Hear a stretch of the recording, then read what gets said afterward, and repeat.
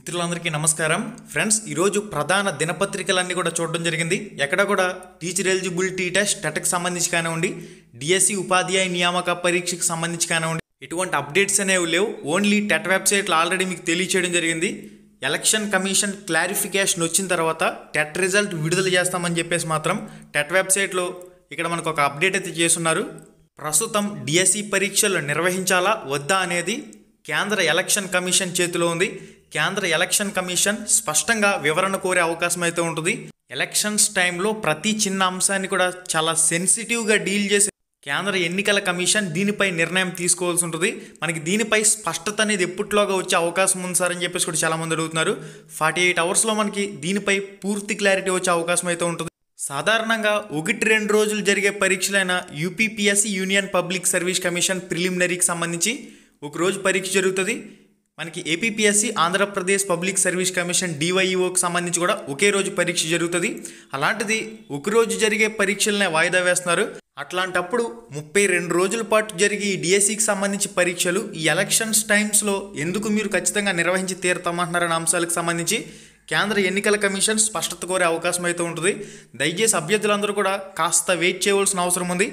చాలామంది డిఎస్సికి సంబంధించి వెబ్ ఆప్షన్లకు సంబంధించి ఏదైనా అప్డేట్ ఉందా సార్ అని చెప్పేసి కూడా అడుగుతూ ఉన్నారు. డిఎస్సి వెబ్ ఆప్షన్లకు సంబంధించి కూడా ఎటువంటి అఫీషియల్ స్టేట్మెంట్ లేదు. ఏదైనా స్టేట్మెంట్ అఫీషియల్గా వచ్చిందంటే తప్పకుండా మీకు పోస్ట్ చేయడం జరుగుతుంది. దయచేసి ఏం జరిగినా కూడా ధైర్యంగా ముందుకు వెళ్ళవలసిన సమయం ఇది. దయచేసి అభ్యర్థులందరూ కూడా మనోధైర్యం కోల్పోకుండా ముందుకు వెళ్ళవలసిన సమయం ఇది. ఈ ప్రభుత్వ హయాంలో 2022లో టీచర్ ఎలిజిబిలిటీ టెస్ట్ టెట్కి సంబంధించి పరీక్షలకు సంబంధించి నోటిఫికేషన్ ఇచ్చారు.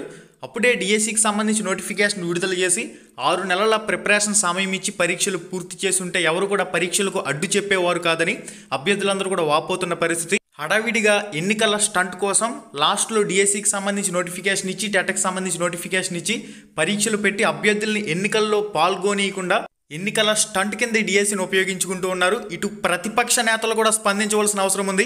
ఇటు చంద్రబాబు నాయుడు గారు కానివ్వండి, పవన్ కళ్యాణ్ గారు కానివ్వండి, లోకేష్ గారు కానివ్వండి, తక్షణమే మీరు స్పష్టమైన ప్రకటన జారీ చేయాలి. మీరు అధికారంలోకి వస్తే తెలంగాణ ప్రభుత్వం మాదిరిగా తొలి విడత కింద ఎన్ని వేల టీచర్ పోస్టుల భర్తీ చేయబోతున్నారు, రెండవ విడత కింద ఎన్ని వేల టీచర్ పోస్టుల భర్తీ చేయబోతున్నారు, మీరు టీచర్ పోస్టుల భర్తీకి సంబంధించి ఎన్నికల మేనిఫెస్టోలో పెట్టబోతున్నారా, మీరు అసలు డిఎస్సి అభ్యర్థుల్ని ఎందుకు లెక్క చేయడం లేదు, మీరు కూడా తక్షణమే ఈ విషయంపై స్పందించవలసిన అవసరం ఉంది. లేదా డిఎస్సి ఉపాధ్యాయ పోస్టులకు సంబంధించి ప్రిపేర్ అయ్యే నిరుద్యోగ అభ్యర్థులు 175 నియోజకవర్గాల్లో కూడా ఇండిపెండెంట్ల కింద నామినేషన్లు వేసే అవకాశాలు అయితే చాలా స్పష్టంగా ఉంటాయి. 175 నియోజకవర్గాల్లో నామినేషన్లు వేసేందుకు డిఎస్సి అభ్యర్థులు సిద్ధంగా ఉన్నారు. ఆంధ్రప్రదేశ్ ప్రధాన ఎన్నికల అధికారి ముఖేష్ కుమార్ గారు కేంద్ర ప్రధాన ఎన్నికల అధికారి అయిన రాజీవ్ కుమార్ గారికి డిఎస్సి అభ్యర్థుల విన్నపం. 175 నియోజకవర్గాల్లో మెగా డిఎస్సి అభ్యర్థులు పోటీకి సిద్ధంగా ఉన్నారు. ఎన్నికల టైంలో డిఎస్సి పరీక్షలు నిర్వహించడం వల్ల డిఎస్సి అభ్యర్థులు ఎన్నికల్లో పోటీ చేసే హక్కును కోల్పోతున్నారు కనుక తక్షణమే ఈ విషయంపై మీరు ఒక స్పష్టమైన ప్రకటన జారీ చేయవలసిన అవసరం ఉంది. ఆంధ్రప్రదేశ్ రాష్ట్రంలో కేంద్ర ప్రభుత్వ లెక్కల ప్రకారం 50,000కు పైగా టీచర్ పోస్టులు ఖాళీగా ఉన్నాయని గత 2022-23 నివేదికలు అయితే చెప్తూ ఉన్నాయి. కానీ ఆంధ్రప్రదేశ్లో 18,500 పోస్టులు ఖాళీగా ఉన్నాయన్నారు. మళ్ళీ ఇప్పుడు కేవలం ఎస్జిటి 2,000 పోస్టులకి, స్కూల్ అసిస్టెంట్ 2,000 పోస్టులకి మాత్రమే నోటిఫికేషన్ వచ్చింది.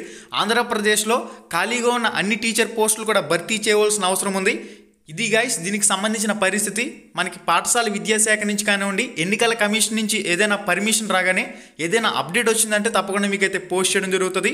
మళ్ళీ వీడియోలో మళ్ళీ కలుసుకుందాం. శుభం, ధన్యవాదాలు.